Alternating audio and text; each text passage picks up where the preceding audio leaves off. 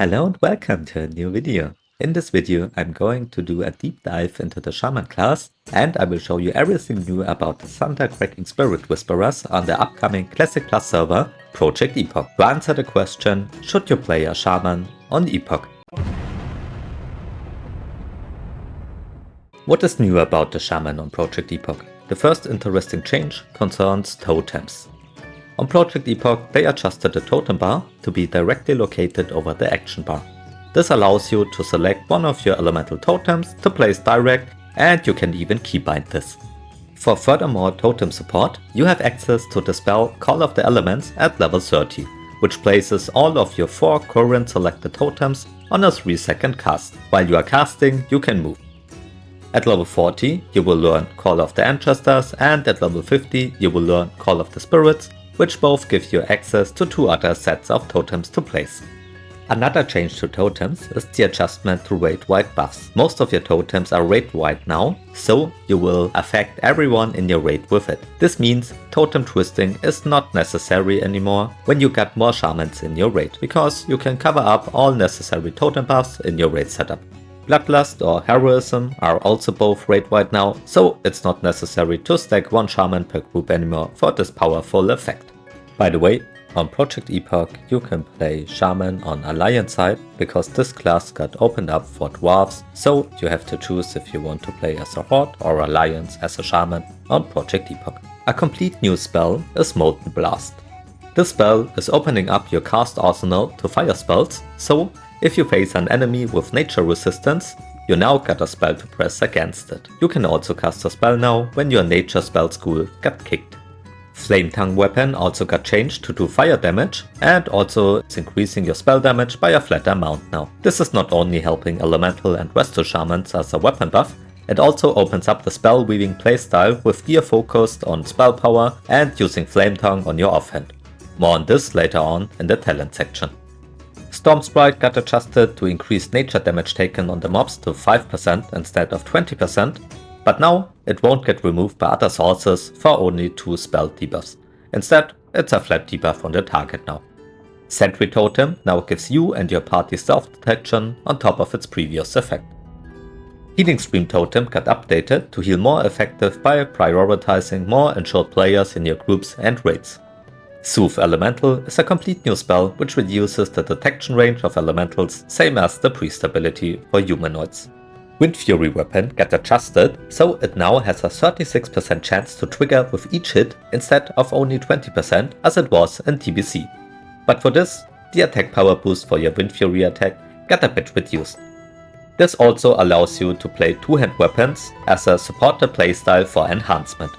If we look into the talent tree, a lot of talents got adjusted. In the elemental tree, Concussion is now affecting the damage of your Molten Blast as well.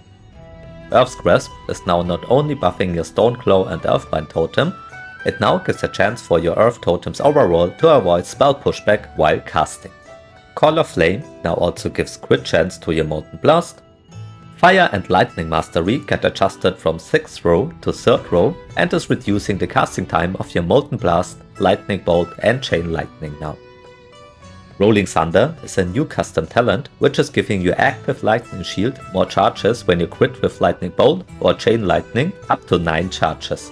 If you're capped at 9 charges, you do damage with your Lightning Shield at your target, and at 3 charges, your Earthshock spell will now consume 1 of your charges and deal its damage direct to your target. Cool ability to support Lightning Shield for elemental shamans.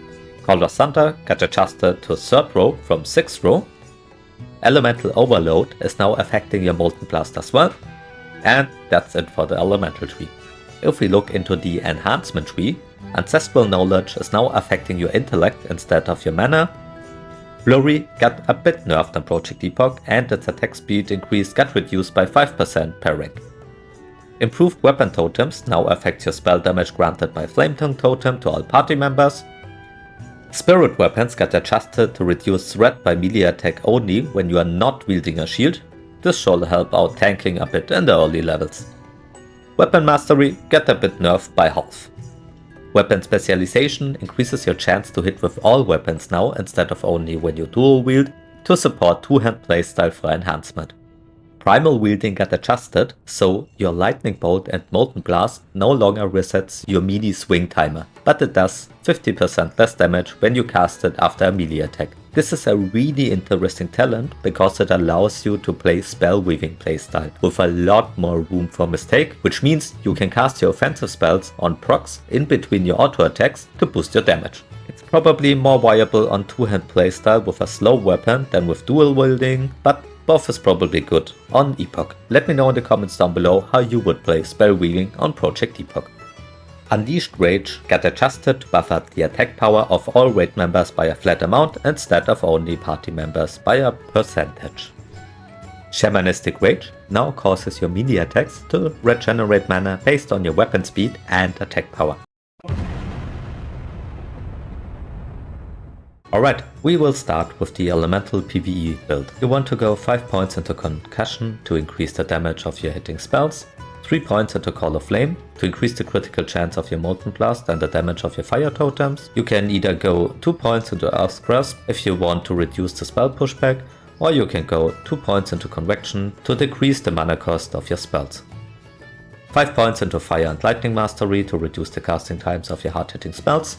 3 points into Rolling Thunder. This is a really cool new talent which allows your lightning shield bolts to do damage if you crit with a lightning bolt or chain lightning. Elemental Focus of course for the proc, for the clear cast, and you can go improve fire totems here for example, would be a good choice. You can also put your points more into Convection, use what you prefer here.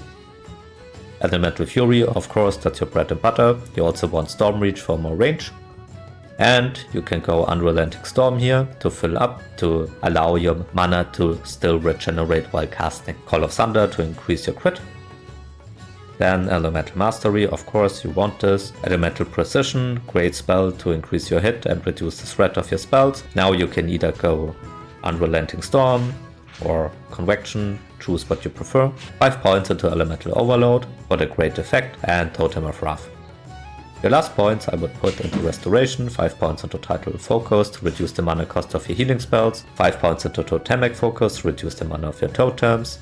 We want more range here as well as the hit, that's why we go into this as well. Then you have 1 point you can do, for example, an improved Reincarnation, and 5 points into Tidal Mastery for more crit. For PvP as Elemental I would take 5 points into Concussion as well as 5 points into Convection to increase your damage and reduce your mana cost, 3 points into Call of Flame. We want the Elemental Focus for clear cast procs, Fire and Lightning Mastery of course, as well as Rolling Thunder for the Lightning Shield proc effect, Elemental Fury, 2 points into Storm Reach and 5 points into Call of Thunder.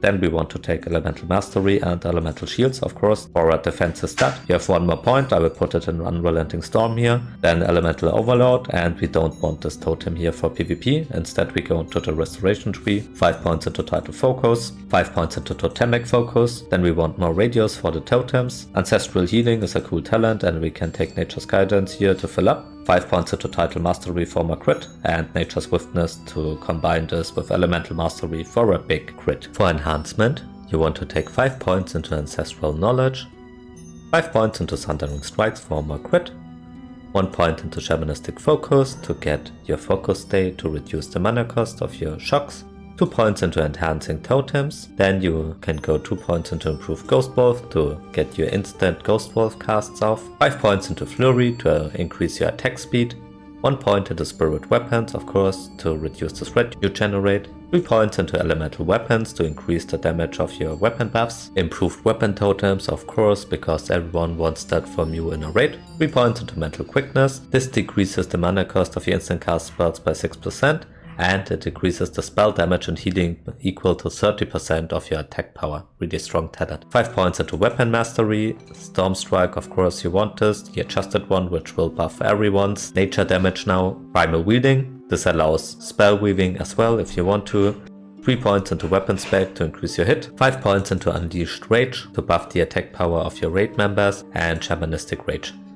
I would also suggest to go 2 points into Improved Weapon Totems for your raid support. Then you go 5 points into Tidal Focus to reduce the cost of your mana cost, Tidal Focus as a filler, Totemic Focus to reduce your mana cost of your totems, Nature's Guidance for 3% more hit, and when we are here already, we can also take more range for your totems. The last 2 points I would take into concussion. So this is a really strong enhancement build for PvE. You can either go two-hand or dual wielding with this spec. If you want to play the spell weaving playstyle, I would suggest this build here. 5% into Ancestral Knowledge, 5% into Thundering Strikes for more crit. We also take Shamanistic Focus, of course, the Totem Support and improved Ghost Wolf, Flurry, Spirit Weapons and Elemental Weapons, improved Weapon Totems, Mental Quickness because this boosts the damage of your spells by a lot.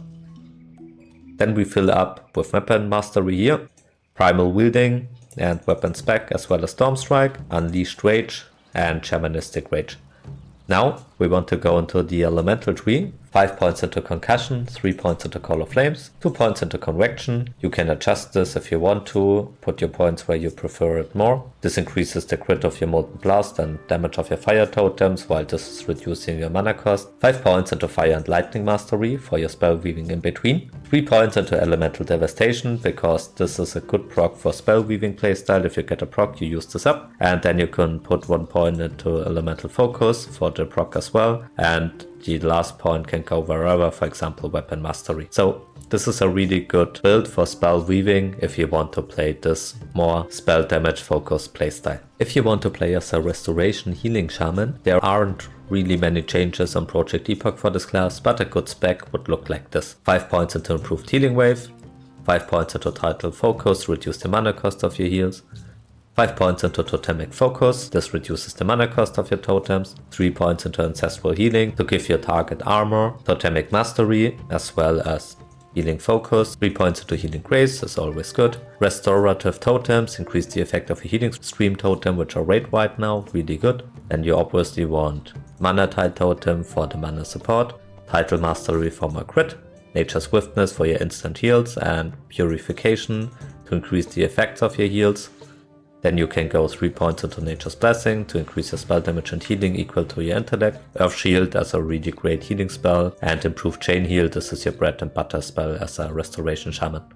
Then we want to take 5 points into Ancestral Knowledge to boost up our intellect. You can go 2 points into Guardian Totems here for your raid support, as well as 2 points into Improved Ghost Wolf and 1 filler here for example. And then Enhancing Totem. This is a really supportive playstyle, which helps out a lot as Restoration Shaman. You're a big help for your raid with this and you can heal really good. For PvP, I would suggest to go like this as a Restoration Shaman. 5 points into Title Focus, 3 points into Ancestral Healing to boost up the armor of your target, 5 points into Totemic Focus.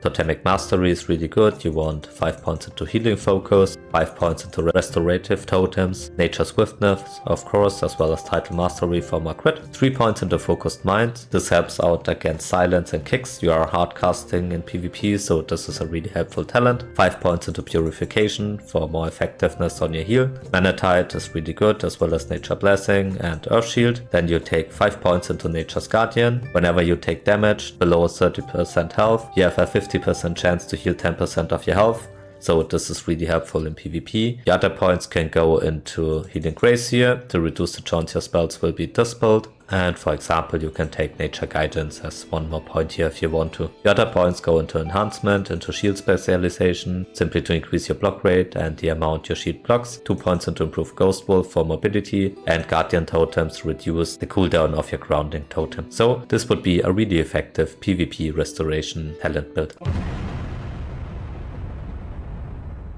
On Project Epoch, you can swap your racials with a weekly cooldown, so what racial is best for Shaman? For DPS specs, your best choice is Orc racials with X spec and Blood Fury.